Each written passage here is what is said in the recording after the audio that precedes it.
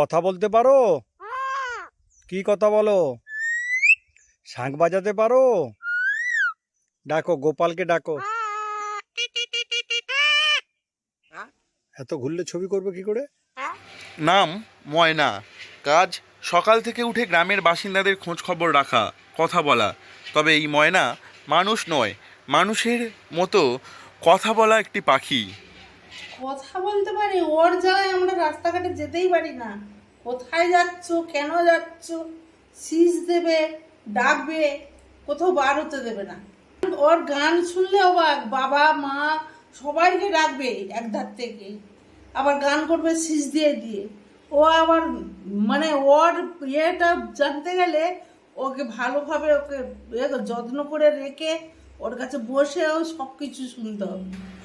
এই পাখি শুধু কথা বলে তা নয়, এই পাখি মানুষের মন বুঝতে পারে, তার কথা বুঝে উত্তর দিতে পারে। ছোটবেলায় যখন পাখিটিকে কুড়িয়ে পেয়েছিল স্থানীয় এক বৃদ্ধা অনিমা মিদ্যা, তখন তিনিও বুঝতে পারেননি এই পাখি একসময় তার নিত্যদিনের সঙ্গী হয়ে উঠবে। সেই অভিজ্ঞতা সম্বন্ধে ওই বৃদ্ধা জানিয়েছেন, ছোটবেলায় ওকে যখন কুড়িয়ে এনেছিলেন তখন সব ঠিক ছিল। একদিন হাঁসের তিনি ডাকছিলেন, সেই সময় তিনি লক্ষ্য করেন পাখিটিও হাঁসকে ডাকছে আয় আয় করে। ফার্স্টে কচি টোকা বলেছিল, তারপরে হাঁসকে ডাকি, হাঁসকে ডাকলে ওই আয় আয় করে, কচি টোকা আয় আয় আয় এরকম করে ডাকি, পাখিটা ডাকি। আর ওই এখন মা মা বলে রাখে, বাবাকে বলে দেবো, বাবাকে বলে দেবো, এরকম বলে আমি। আর ওই সুশি টানে, সবসময় সুশিটা টানে।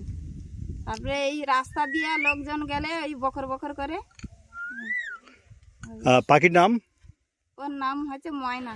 ছোটবেলায় যখন ওই বৃদ্ধা পাখিটিকে কুড়িয়ে এনে নিজের কুঁড়ে ঘরে রেখেছিলেন, তখন কে জানতো এই পাখি একসময় গোটা গ্রামের বাসিন্দাদের মাতিয়ে রাখবে। ছোট থেকেই শুরু, এখন সে শীষ দেয়, কথা বলে, তার কথার জাদুতে মুগ্ধ গ্রামবাসীরা। আর হবে না বা কেন, ময়না তো খোঁজ নেয় সকলের, সকলের সঙ্গে বক বক করে। পাখির সঙ্গে গ্রামের বাসিন্দাদের সম্পর্ক তৈরি হয়েছে, সে কখনো পালিয়ে যায়নি, থেকে গিয়েছে পাথর প্রতিমার দুর্বাচটি তৃতীয় খণ্ডে। এভাবে পাখি ও মানুষের মিলন মুগ্ধ করেছে সকলের। দক্ষিণ 24 পরগনা থেকে নবাব মল্লিকের রিপোর্ট, লোকাল 18 বাংলা।